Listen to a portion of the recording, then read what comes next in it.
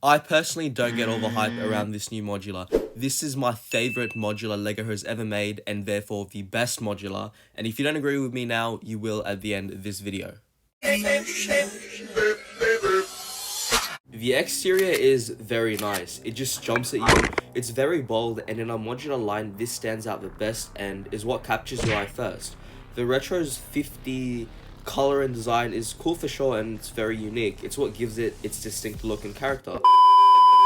We get the standard LEGO curb with the light grey tiles and dark grey tiles for the footpath, and lampposts all the way over to on the right, 2 flower beds, a postal box, and a parking meter for the street decor. One really cool thing about this set in particular is that it's intended to be a regular modular, but you can get away with posing this as a corner piece for sure. The outside of the diner is really cool. They absolutely nailed this retro's 50s look with some modern elements to it. The curving design is really clean, especially with the clear glass behind it. I love the multi-layering of this with the green tiles behind it as well. Entrance is very grand looking, especially for a diner. Moving this way, we got the stairs that lead off to the upstairs gym. There's more curvature at the top, where we have some green and pink contrast to offset the color scheme. The top bit here is loaded with detail and cool little touches and elements. The diner sign in bright pink is definitely what catches your attention, which are also printed, or built I should say, in this cool little retro looking font which goes perfectly with the theme and design. Amazing attention to detail. They're also held in quite firm, and to offset the pink, this piece over here in green which curves is really nice. The detail here, flawless. Just look at the little windows here. Actually, almost flawless, except for this little gap here because it's a window design piece which only collects to the bottom, unfortunately. The building structure on the left, they went for a more mainstream conservative look, which goes really well for this set actually, as it balances the retro look and theme this set is going for, but is also subtle. It still delivers on the detail you would come to expect from a LEGO modular, as this isn't actually a 1x1 brick and a 1x2 brick. They're actually tiles, a little over the top, but it works regardless. The tan is offset by the grey window arches, and the roof styling, which again is subtle, but isn't designed in a way where it's obvious that it's basic or lacking any detail. We have 3 windows, a door that doesn't open, a slight design flaw, some greenery over here, and a ton more stuff. What a side profile by LEGO. The side profile isn't something you'll be looking at, but LEGO just chucked a bunch of stuff in anyways. We have some guttering, more greenery, well sort of, an air conditioning unit, no texturing like with the front to resemble bricks, but a cool little window design. We got a lamp, nice design with a railing, and entrance to the gym. The back of this, we still got a fair bit going on. Down here we got the back exit of the diner, and up top we have some cool but very sketchy looking stairs. If I was a minifig, there'd be no way I'm going up that thing. Anyways, that leads to the third story, the recording studio, and we got some stairs which go up to the rooftop. I would usually skip the roof when reviewing modular buildings, but there are a few things to talk about here. We have a nice skylight over here which you can close if you like, a nice touch, a cool looking dome which really completes this design and look, and an antenna mounted gracefully above. Standard side profile over on the right. The third story, we have the diner, and we don't usually see this in many modulars. We get a nice large open space, and if you thought the colors outside jumped at you, this takes it to a completely different level. I absolutely love the checkerboard design for the floor. It's all across the interior and it looks absolutely fantastic, and definitely goes great with the theme and design of this diner. Speaking of the color scheme, they kept the retro look with the half green, half white walls, and this pink strip going across the diner, and we also got 4 posters on the top which are all the same print for some reason. No standard LEGO clock though, that's too modern for this retro 50s diner. The interior layout, however, I actually really do like. Over on this side we got the booth area. The red for the seats is an excellent choice, and they have that big puffy look to them which I really like. The table also has a nice design to it. It's all very big and high fitting. Really does go along with the theme very well. I appreciate the table ornaments included as well, with a tomato sauce and mustard and napkin dispenser in the middle. We also got a pumpkin and a cup. Funnily enough, when I first saw this, I thought this pancake was actually a toppingless pizza until I saw the other pancake over there, being cooked on the stove. Also, I wanted to mention, I understand they wanted to make this iconic split-seater design for a diner, but because there's just not enough room for a table here, it's kind of oddly placed and a little awkward. I guess it's for the menu log driver in the 50s? But if you want space, just make your way to the kitchen, which is absolutely massive. We got this giant grill in the middle with some bacon and pancakes being cooked, some basic controls and temperature readings here, and a huge range hood.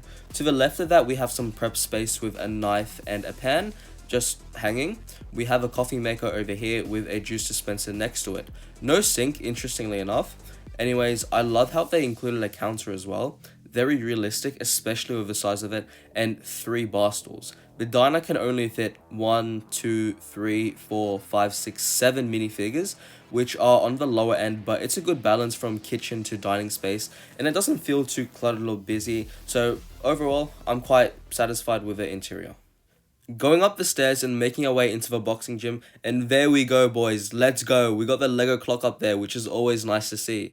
Anyways, going from the burst of color of the diner to a more conservative looking gym gives it a bit of a more plain look, but it's okay because this is a serious looking gym for sure.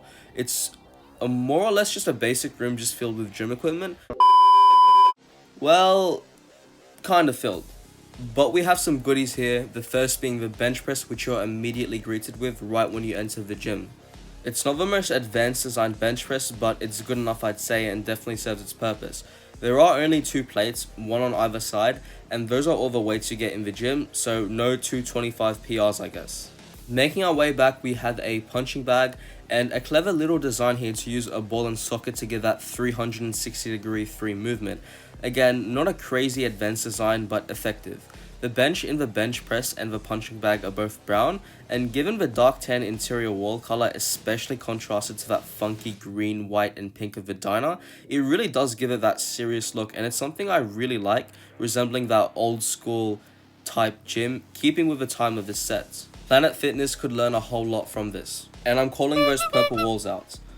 Moving on, we have a nice looking boxing ring. I really like the brown for the netting and the red for the floor.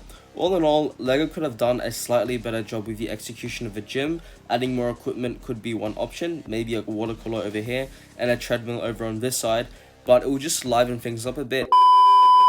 There's plenty of life upstairs, however, with musicians singing their heart out. The recording studio keeps the same dark interior look with the walls, but the pops of color and interior decor gives it a chiller and cooler type of look. Something I want to mention straight away is I'm not a fan of these windows. Whilst they are a cool and unique design, they aren't attached to any studs and don't actually stay intact. We have a waiting area here with a beautiful red chair, a table, and 2 sleek looking rugs which add that pop of color. I'm not too sure what this is called in music, but I think it's a golden record or some award given when an album reaches a certain amount of sales. A rock and roll poster up top, and a nice big area for the recording booth. It's an entire room itself with a door, which is quite nice. All we really get is just a ton of space for the artists to sing their heart out, to a backwards steering wheel to resemble a mic. Guys, I'm joking, I like the mic design.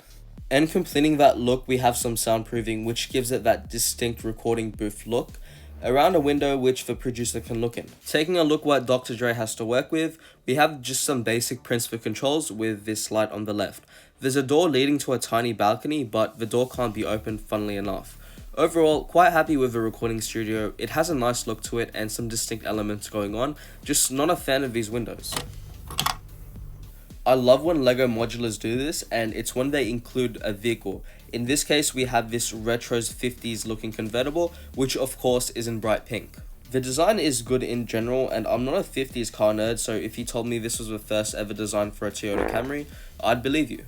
I have no clue whatsoever if this is meant to resemble a car in real life, or they're just going for a design to resemble a car from that era. I have no idea, but regardless, I'm sold. They nailed the styling here, especially with those taillights, and it has a ton of really nice features like this front end, bonnet, and even this windshield, and it has that classic back end as well. This is the first pink car that I actually like the look of. And a total of 6 minifigs are included with this set, a chef, a waitress, a gym goer and boxer, and we also got the rockstar and his manager.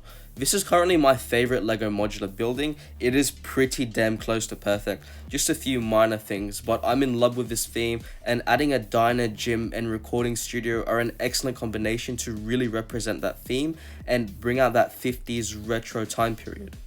And the execution is pretty damn good. Anyways, guys, I hope you enjoyed that time travel trip back to the 50s era. Thank you so much for watching. I'll see you guys in the next video. Bye.